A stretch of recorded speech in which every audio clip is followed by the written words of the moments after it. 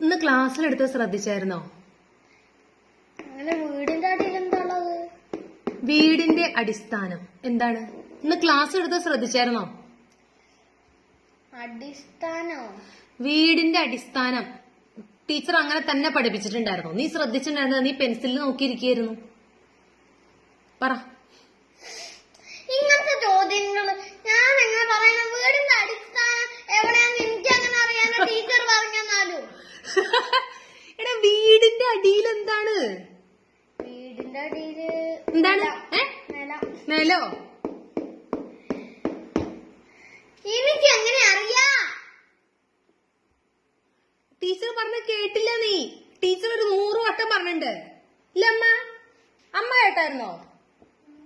അമ്മ എനിക്ക് കേട്ടില്ല. ഞാൻ കേട്ടില്ല ഒരു 100 വട്ടം. വീടിന്റെ അടിയിൽ എന്താന്ന്? ഭൂമി പോരെ.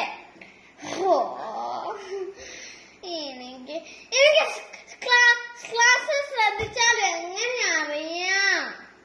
എന്നാ ശരി, ഒരു അളവ് പാത്രം എന്താണ്? പറ. അത് എഴുതവിടെ. വേണ്ട.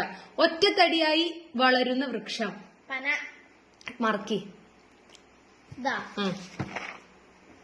ഇങ്ങോട്ട് നോട്ടെ. സോപ്പ് വെള്ളത്തിൽ കലക്കുമ്പോൾ ഉണ്ടാകുന്ന വെളുത്ത നുര. പത. എവിടെയാണ് നെല്ല് നിറയ്ക്കുന്നത്? നെല്ല് ഇറക്കിയേ? പറ. കൈയെടുക്ക്. നെല്ല് നിറച്ച പറ ഏതു പേരിൽ അറിയപ്പെടുന്നു? അതെന്ത് പേരാ?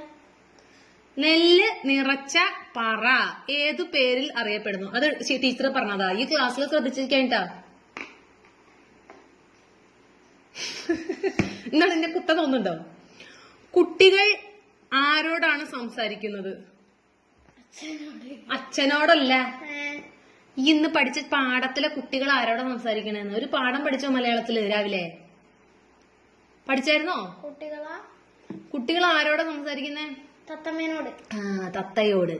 ഓക്കെ, അതൊക്കെ എഴുതാം. അപ്പൊ ആദ്യത്തെ ചോദ്യത്തിന് മാത്രം ഉത്തരം കിട്ടിയില്ല. വീടിന്റെ അടിസ്ഥാനം എന്താ? അതന്നെ അറിയാത്തത്. നോക്കാം.